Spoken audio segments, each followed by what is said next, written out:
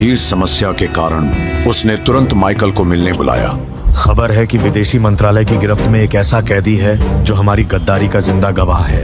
हमें उसे वहां से हर हाल में निकालना होगा, इससे पहले कि वो हमें दुनिया के सामने बेनकाब कर दे। लेकिन मैं डेव नॉर्टन के लिए काम करता हूँ। तो मान लो एक बूढ़े अफसर की छाया में काम करना तुम्हारी पहली भूल थी, अब तुम मेरे लिए काम करोगे।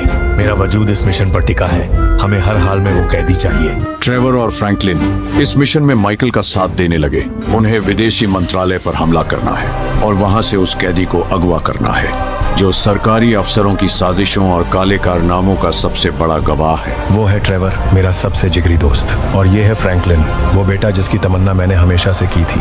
ठीक है दोस्तों, मैं दुश्मन के इलाके में घुसूंगा और उस कैदी को अगवा करूंगा। ट्रेवर, तुम मुझे मंजिल तक पहुंचाना।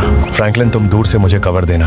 हम इन हरामजादों को संतुष्ट करेंगे और इस खेल से बेदाग लौटेंगे। मैं तुम्हारे साथ हूँ। इस काम के बाद ब्रैड को रिहाई मिलेगी। ब्रैड की बात फिर कभी। ब्रैड को बचाने के लिए ट्रेवर इस मिशन का हिस्सा बना। उस दोस्त के लिए जो सरकार के कैद खाने में टूट रहा था, ट्रेवर उसे सलाखों से आजाद कराना चाहता था। इसी उम्मीद में उसने माइकल का साथ दिया। तीनों एक हवाई जहाज में उड़ान भरते हैं और माइकल विदेशी मंत्रालय पर धावा बोलता है। कौन है ये? इसे इसी वक्त खत्म कर डालो। फ्रैंकलिन, मुझे मदद चाहिए। माइकल उस कैदी को अगवा करता है।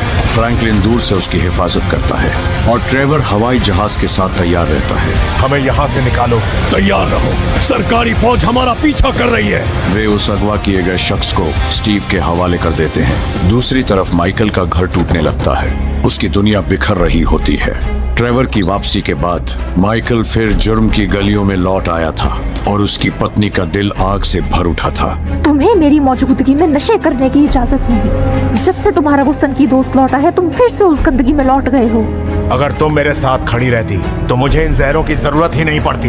मैं अपना सब कुछ दांव पर लगाकर तुम्हारे साथ आई, लेकिन 10 साल बाद वो पागल दरिंदा फिर से हमारे दरवाजे तक चला आया। मैं सब संभाल लूंगा। कैसे? कोई रास्ता निकालूंगा। तब तक उसे मुझसे और बच्चों से दूर रखो। उसी दिन माइकल को अपनी पत्नी का एक खत मिला जिसमें लिखा था कि वो घर छोड़कर जा रही है।